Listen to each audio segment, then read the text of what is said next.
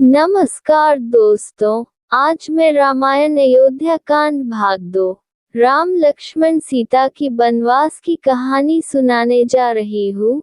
यदि आपको ये कहानी अच्छा लगे तो हमारे चैनल टीसी स्टोरी हिंदी को सब्सक्राइब करें, लाइक करें, शेयर करें। तो चलिए सीधे चलते हैं कहानी की ओर। माता के चरण छूकर राम ने वन जाने की आज्ञा मांगी। कौशल्या ने कहा, मैं तुम्हें वन जाने से रोकती हूँ। तुम्हारे पिता कैकेयी के बहकावे में आ गए हैं। जब तुमने कोई अपराध ही नहीं किया, तब वन क्यों जाओ? राजा की आज्ञा अनुचित है, उसे मत मानो। राम ने नम्रता से उत्तर दिया, माँ, पिता की आज्ञा मुझे माननी चाहिए और तुम्हें भी माननी चाहिए। उनकी आज्ञा का उल्लंघन करना मेरी शक्ति के बाहर है। अब मुझे वन जाने की अनुमति दो और आशीर्वाद दो। लक्ष्मण से उन्होंने कहा, भैया, भाग्यवश जीवन में ऐसे उलट पफेर, उतार चढ़ाव आते रहते हैं। इसमें किसी का दोष नहीं, न राजा का और न माता कैकेयी का। भाग्य की बात लक्ष्मण को बिल्कुल अच्छी नहीं लगी। वे तमककर बोले, भाग्य के भरोसे तो जीना कायरों का काम है। जीवन उसी का सफल है जो अपने भरोसे जीता है। अपने बाहुबल से आप राज सिंहासन पर बैठें। अगर किसी ने विरोध किया तो मैं अयोध्या में आग की वर्षा कर दूंगा। श्री राम ने लक्ष्मण को समझाया, मेरे लिए जैसा राज सिंहासन वैसा ही बन। अधर्म का राज्य मुझे नहीं चाहिए। तुम जो कह रहे हो, वह आयों के अनुकूल व्यवहार नहीं है। लक्ष्मण चुप हो गए। कौशल्या रोकर राम से लिपट गई और कहने लगी, जाते ही हो तो मुझे साथ ले चलो। राम ने उन्हें समझा बुझाकर शांत किया और वन जाने की अनुमति मांगी। माता ने कहा, बेटा, जाओ, जिस धर्म का तुम पालन कर रहे हो, वही तुम्हारी रक्षा करे। मेरे व्रत पूजन का सब फल तुम्हें मिले। सब दिशाएं तुम्हारे लिए मंगलमय हो। मेरा रोम रोम तुम्हें आशीर्वाद देता है। माता से विदा लेकर राम सीता के पास गए। सारा हाल बताकर सीता से भी उन्होंने विदा मांगी। ये भी कहा कि माता बूढ़ी हैं, उनकी देखभाल करना और भरत का रुख देखकर काम करना। वे कुल के भी स्वामी होंगे और राजा भी। उनके सामने मेरी प्रशंसा भूलकर भी न करना, क्योंकि प्रभुता वाले लोग अपने सामने दूसरों की प्रशंसा सहन नहीं कर सकते। 14 वर्ष बाद हम तुम फिर मिलेंगे। इस समाचार से सीता व्याकुल हो गई। फिर संभल कर बोली, मुझे छाया की भांति तुम्हारे साथ रहने का पिता से आदेश मिला है। इसे तुम जानते ही हो। मैं भी वन को चलूंगी। राम ने उन्हें बहुत तरह से समझाया बुझाया। जब वे किसी तरह न माने, तो राम ने कहा, तुरंत चलने के लिए तैयार हो जाओ। तभी लक्ष्मण भी वहां आ गए और उन्होंने भी साथ चलने का आग्रह किया। अंत में राम को उन्हें भी साथ चलने की अनुमति देनी पड़ी। लक्ष्मण से उन्होंने कहा, माता से अनुमति लेकर गुरु वशिष्ठ के घन जाओ। वहां से मेरे सुरक्षित दिव्य अस्त्र शस्त्र ले आओ। माता से अनुमति लेकर और गुरु के यहाँ से अस्त्र शस्त्र लेकर लक्ष्मण लौट आए। इधर श्री राम ने अपना और सीता का सारा सामान ब्राह्मणों और सेवकों को बांट दिया। सीता और लक्ष्मण को लेकर वे पिता के पास विदाई के लिए चल दिए। सिय सकुच बस उतरु न देई, सुसनीतम की उठी के लोग बिकल मुरुच्छित नर नाहु, काह कर्य कछ सूझ न काहु। राम वन गमन का समाचार सारी अयोध्या में फैल चुका था।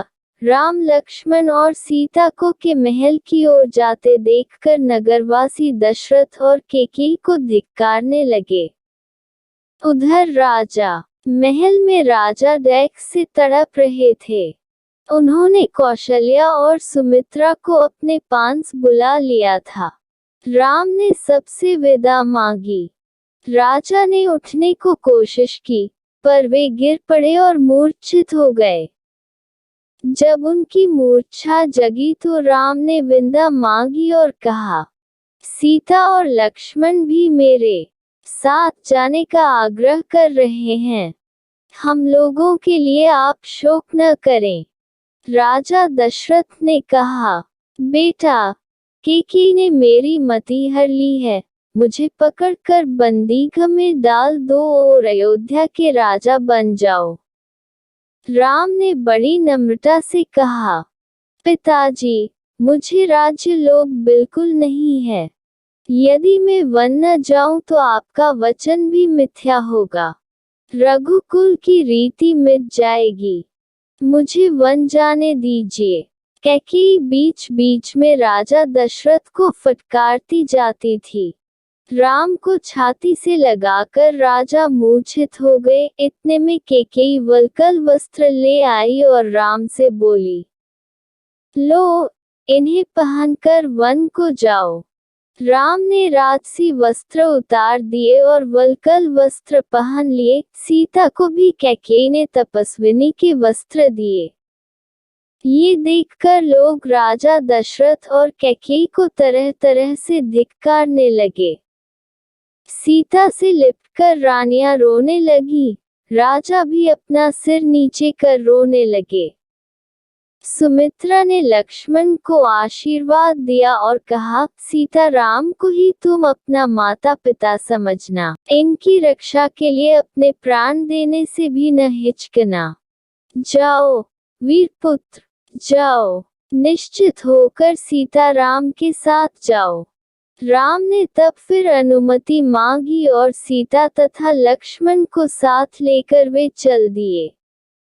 अंतःपुर की सब स्त्रियां रोती बिलखती उनके पीछे पीछे चलीं। नगर के द्वार पर सुमंत रथ लिए खड़े थे। राम, लक्ष्मण और सीता रथ पर चढ़ गए। राम के आदेश से सुमंत ने वेग से रथ हाँका। प्रजा और रानियां रथ के पीछे दौड़ने लगी। राम, राम, मेरे राम, हा लक्ष्मण, हा सीता की पुकार दसों दिशाओं में फैल गई। अब राजा दशरथ को रथ की धूल भी दिखाई नहीं देती थी। राजा हताश होकर गिर पड़े। रानियां उन्हें उठाकर कौशल्या के भवन में ले गईं। राजा कभी बेसुध हो जाते और कभी राम, राम कह चिल्ला उठते। सारी अयोध्या नगरी शोक सागर में डूब गई। घर, बाजार और गलियों में सन्नाटा छा गया। मनुष्यों की तो क्या, पशु पक्षियों ने भी खाना पीना छोड़ दिया। उधर नगरवासियों की एक भारी भीड़ रथ के पीछे पीछे दौड़ रही थी। समझाने बुझाने पर भी जब लोग न लौटे, तब राम लक्ष्मण भी रथ से उतरकर उनके साथ पैदल ही चलने लगे। संध्या होते होते वे तमसा नदी के किनारे पहुंचे और उन्होंने वहीं रात बिताने का निश्चय किया। सीता और राम माता पिता की याद करते हुए तृणशैया पर विश्राम करने लगे। कुछ दूर पर लक्ष्मण धनुष बाण लेकर पहरा देने लगे। सुमंत भी उनके साथ जा बैठे। थके मांदे पुरवासी घोर निद्रा में सो गए। पहर रात रहते ही राम उठे और सुमंत से बोले, तात, लोगों का कष्ट मुझसे नहीं देखा जाता। शीघ्र रथ तैयार करो और इस प्रकार रथ हाँको कि जगने पर लोगों को पता न लगे कि रथ किधर गया। सुमंत ने ऐसा ही किया। सवेरा होने पर जब लांगों को आंखें खुली तो देखा कि राजकुमार नहीं है। वे इधर उधर दौड़कर उन्हें खोजने लगे। जब कहीं पता न लगा तो निराश होकर नगर को लौट गए। अगला भाग की कहानी सुनने के लिए हमारे चैनल टीसी स्टोरी हिंदी को सब्सक्राइब करें। धन्यवाद।